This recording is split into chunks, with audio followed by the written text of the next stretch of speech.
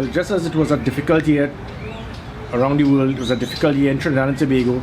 It was a very difficult year for the Trinidad and Tobago Police Service, probably the most difficult year in the last few decades. Reason being is that we never stopped. We worked tirelessly throughout, from Carnival, from the 2nd of January, with all the Carnival fetes. We went through, ensuring it was the safest Carnival ever, or at least in decades. Immediately after Carnival, we moved straight into the problem that we had with the COVID pandemic, where we had operation after operation. We had to do what was required to keep the country as secure as possible, whilst not infringing on the rights of citizens, because they were constitutional rights. And you would have seen, in comparison to other countries in the world, where you would have seen confrontations with law enforcement agencies and citizens with fatalities on either side. That did not take place. We moved straight into a general election. Then we had riots that took place where dozens of persons tried to enter Port-of-Spain to destabilize the country and to loot, as well as persons forming roadblocks in an orchestrated attempt to destabilize the country.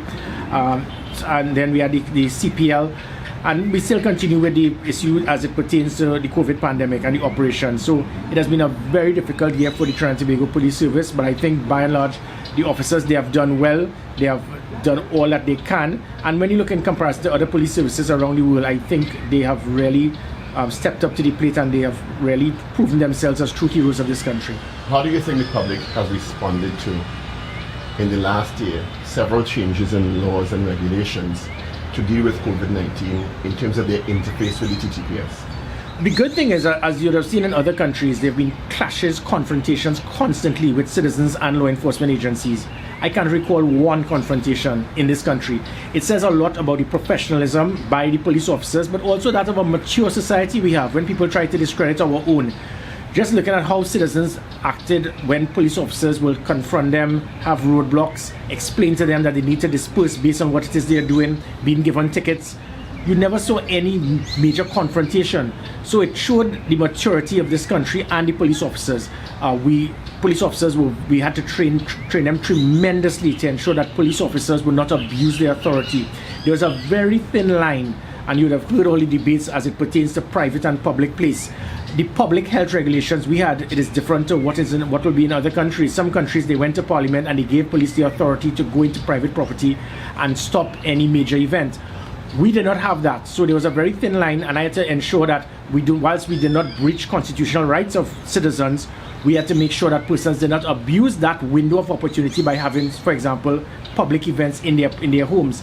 So I think with the police, they did well. They operated within their authority whilst ensuring that they did what was required to prevent persons from abusing their perceived their constitutional right.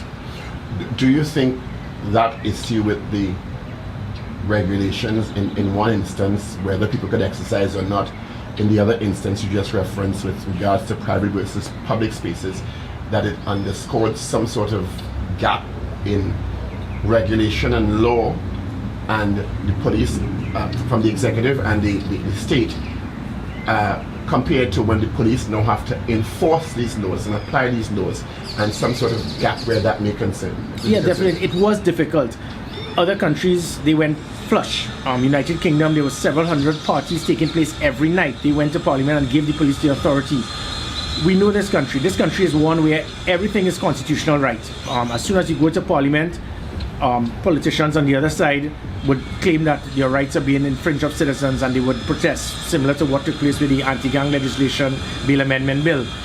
It'll be difficult for me to have seen anyone going into parliament to agree that the police must have the right to go into any home at any time to disperse persons. And that again could have caused further confrontation and concerns, because, for example, if somebody has a home with 20 family members and the police can go inside there, it's a very delicate line. This COVID pandemic and the laws throughout the country, it is a shifting goalpost on a regular basis. Sometimes you have to lift it, sometimes you have to diminish it. So it was very difficult for us in the situation where we only had the authority in a public place, whilst at the same time making sure that persons did not use their private property as an avenue to cause further concerns for COVID pandemic, and using the private place as a shield to have public events. we had to be very careful that we did not infringe on rights of citizens. We could be sued. The state could be sued if police abuse their authority, whilst at the same time, we could not sit idly by and have persons feel that they can just have an event anywhere at any time and feel that they can do it because we have this concern versus public versus private. Looking